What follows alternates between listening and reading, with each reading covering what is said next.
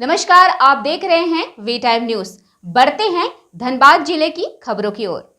Kalubathan OP क्षेत्र में पिंडरा हाट से तुगलकी फरमान का मामला सामने आया है, जहां भूरसा टोला गांव के एक परिवार को गांव के प्रधान के साथ जनप्रतिनिधियों ने सामाजिक बहिष्कार का फरमान सुनाया है। इतना ही नहीं, पीड़ित परिवार पिछले 2 वर्षों से यह सब कुछ चुपचाप झेलता आ रहा है। हद तो तब हो गई जब 25 अगस्त को परिवार के मुखिया के साथ गाली गलौज, मारपीट और धक्का मुक्की की गई। खुद को प्रताड़ित होता देख परिवार के मुखिया ने आखिरकार पुलिस प्रशासन का संरक्षण लिया।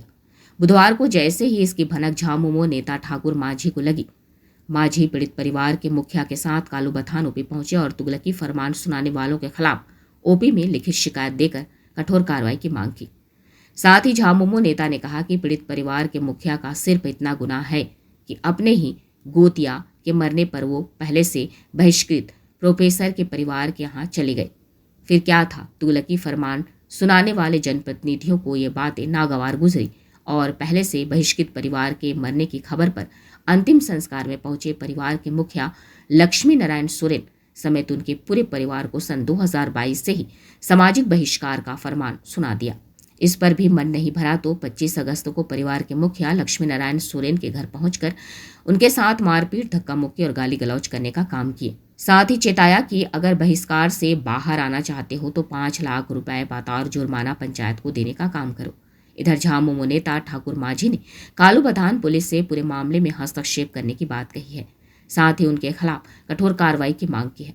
साथ ही उन्होंने कहा कि निकट भविष्य में अगर किसी भी तरह का कोई हमला या मारपीट पीड़ित परिवार पर होता है तो उसके लिए सीधे रूप से कालूबथान पुलिस जिम्मेदार होगी। इधर कालूबथान पुलिस पूरे मामले की छानबीन में जुट गई है। मामला 2022 का है। ये 2022 में हमारे गांव में एक प्रोफेसर है, दुमका में प्रोफेसर पोस्टिंग है, गांव यही है। क्योंकि उनकी माँ मरी थी और माँ वो पहले से प्रोफेसर साहब गांव में उनको बहिष्कार करके रखा है, सामाजिक बहिष्कार करके रखा है। तो चूँकि इनका गुतिया है, ये जो है वो दाह संस्कार में, उनकी माँ की दाह संस्कार में ये आए और शामिल हुए। शामिल होने का नतीजा हुआ, गांव में जब खबर हुआ कि ये दाह संस्कार में शामिल हुए हैं, तो उस समय तुरंत उन लोग आए इनका घर, और घर में आके इनको बोला कि आप जो है दाह संस्कार में गए हैं, वो पहले से सामाजिक बहिष्कार में है और उसमें गए हैं, तो तुमको भी आज से सामाजिक बहिष्कार करते हैं। और उस दिन से ये बेचारा सामाजिक बहिष्कार में रहा, पूरे गांव में अकेले रहा और रहते ऐसा नतीजा हुआ, इनका लड़का बच्चा सब गांव छोड़ के भाग गया उन लोगों का अत्याचार से। अभी रिसेंट कितना तारीख 25 तारीख को अभी आए उन लोग, और आने के बाद बोला कि तुम इसको गाली गलौज भी दिया, धक्का मुक्की मारपीट किया। उसके बाद बोला कि तुम 5 लाख रुपया जुर्माना के रूप में देगा तो ठीक है, तुमको समाज में जोड़ेंगे, और नहीं तो और तुमको प्रताड़ित करेंगे। इन लोग कभी भी गांव में आपका ये कर सकता है, इसके ऊपर हमला कर सकता है, पथराव कर सकता है, और ये सब करने से यहाँ के थानेदार उसका जिम्मेवार होंगे। ये सामाजिक बहिष्कार का फरमान किसने जारी किया?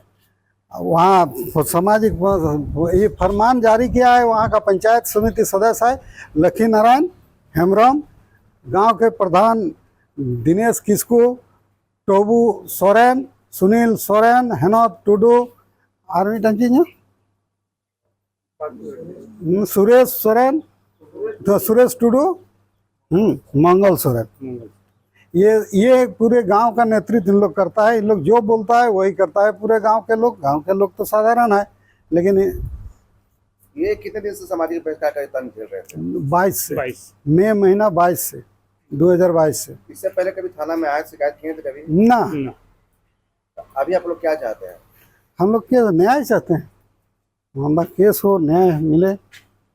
इसके साथ साथ गांव में और 7 फैमिली है, 7 परिवार है जो सामाजिक बहिष्कार कर रखा है, और डर के मारे उन लोग का दबंगाई, उन लोग का डर से कहीं शिकायत करने के उन लोग का ये हिम्मत नहीं जुटा पा रहा है। ये सामाजिक बहिष्कार का खेल कौन कर रहा है? इसका मेन कौन है? क्यों आखिर क्या कारण है सामाजिक बहिष्कार किया जा रहा है?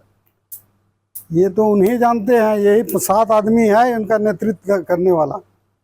वो क्या चाहते हैं, क्यों करते हैं, तो वही जानेंगे।